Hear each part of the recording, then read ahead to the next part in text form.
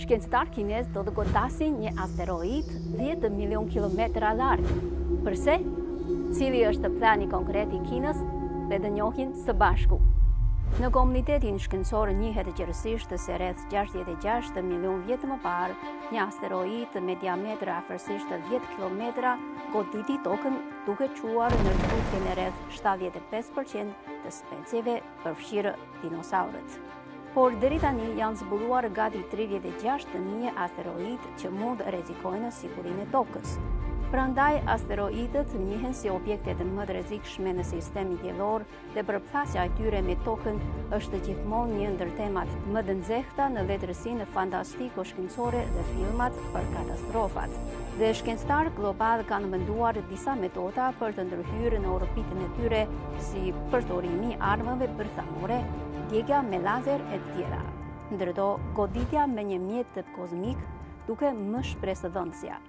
Dhe ky është pikërisht plani i Kinës për ta mbrojtur tokën nga asteroidët. Siç paraqiti kryeprojektuesi i programit të eksplorimit hënor i Kinës, Weyden, misioni përfshin një mjet të vëzhgues dhe një anije kozmike goditëse.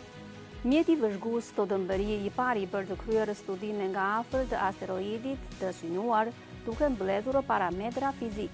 Mjeti goditës do ta godas asteroidin me shpejtësi të lartë, ndërsa të dy anijet kozmike së bashku me pajisje toksore dhe hapësinore do ta regjistrojnë ngjarjen me teknologji imazherie për të vlerësuar rezultatet. Sipas shkencëtarit kinez, mjeti goditës do të përplaset me asteroidin që vjen drejt tokës në një largësi prej rreth 10 milion kilometrash.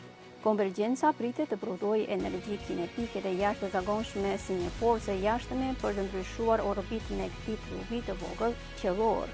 Dhe kjo do ta parandallojë atë të përplaset me tokën për të paktën disa dekada ose edhe 100 vjet. Është një plan vërtet i pabesueshëm.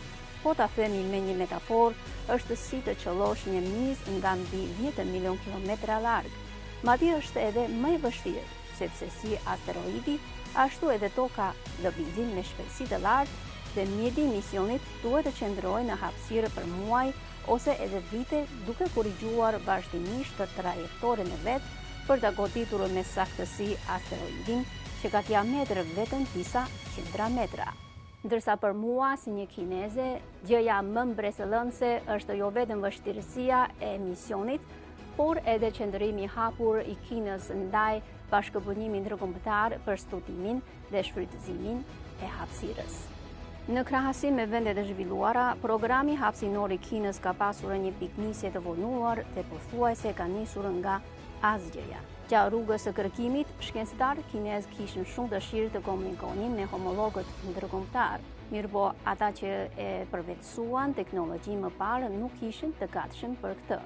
Për shembull, kur stacioni hapësinor ndërkombëtar hyri në funksionim në vitin 2010, Kina u refuzua të merrte pjesë për shkak të pengimit nga Washingtoni.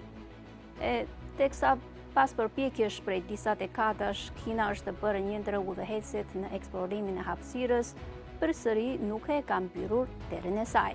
Në prilin e këtij viti, Kina deklaroi autorizimin e 7 institucioneve kërkimore nga Franca, Gjermania, Japonia, Pakistani, Britania dhe SBA për të përdorur mostrat hënore të marra nga misioni Chang'e 5.